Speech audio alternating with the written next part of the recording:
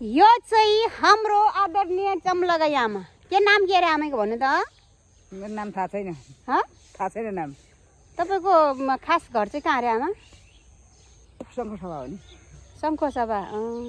तपाईँ माओवादीमा हिँड्नुभयो होइन त? ल हेर त। ल है हाम्रो आदरणीय आमा चाहिँ पहिला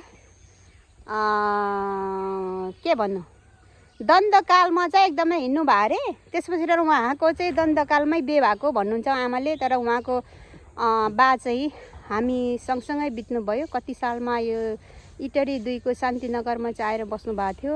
अनि मेरो चाहिँ घर छेउमा होइन। अनि उहाँको साथसाथमा बित्नुभयो। उहाँको श्रीमान चाहिँ इन्डियन आर्मी हुनुहुन्थ्यो। अनि उहाँको जुन जेठी श्रीमती बितेपछि चाहिँ आमालाई ल्याउनु भएको रहेछ। तर आमाको चाहिँ पेन्सन मिल्दैन है। मैले पनि बालाई कति भनेको थिएँ त्यतिखेर आमाको पेन्सन मिलाइदिनुहोस् भन्दै थिएँ होइन। तर आमाले पनि कुरै टेर्नु भएन होइन। अनि त्यसपछिबाट चाहिँ बाले ल ल ल भन्नुभयो। पछि त फ्याट्टै बितिजानु भयो। त्यस पश्चात आमाको केही नै पेन्सन नै पाउनु भएन है। बिचरा आमा जोस् अहिले जे भए पनि बाँचिराख्नु भएको छ, बसिराख्नु भएको छ। खुसी छ होइन आमा? खुसी हुनुहुन्छ नि? खुसी छु म, एकदम खुसी छु। मोटा र औडु रहेछ देख्नुहुन्छ। अझै हामीले केयर गरिरहेको छौँ आमालाई होइन। अनि यहाँ यी सब्जीबारी मैले गर्छु। यहाँ आमाले सघाउनुहुन्छ।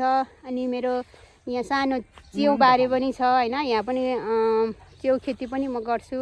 अनि सघाउनुहुन्छ आमाले कहिलेकाहीँ। अनि यहाँ फलेको सागसब्जीहरू म पनि दिन्छु कहिलेकाहीँ होइन। आमालाई फलेको बेलामा सबै थोक चाहिँ म दिने गर्छु। र आमाले पनि कामहरू सघाउनुहुन्छ। अहिले चाहिँ यहाँ हाम्रो अन्तिम च्याउ रहेछ होइन। यो च्याउ चाहिँ आमाले टिप्दै हुनुहुन्छ। ल आमालाई चाहिँ हामी दिइराख्छौँ के खानेकुराहरू। आज चाहिँ अन्तिम पटकको च्याउ यहाँ मकै लाउनु पर्ने यो च्याउको डल्लाहरू चाहिँ निकालेर यसरी राखेको छौँ। र यो चाहिँ आमालाई आजको अन्तिम च्याउ चाहिँ आमाले खानु पाउनु भएको छ। मजाले खानु होला। हस् त आमा, आजलाई बाई बाई। फेरि अर्को साल हामी च्याउ फलाउने छौँ अनि हामी खानेछौँ। आमा चाहिँ यो सानो घरमा बस्नुहुन्छ यहाँ मजाले कम्पाउन्ड। अनि मकै पनि लाउनु भएको छ हाम्रो आमाले। ल बाबा।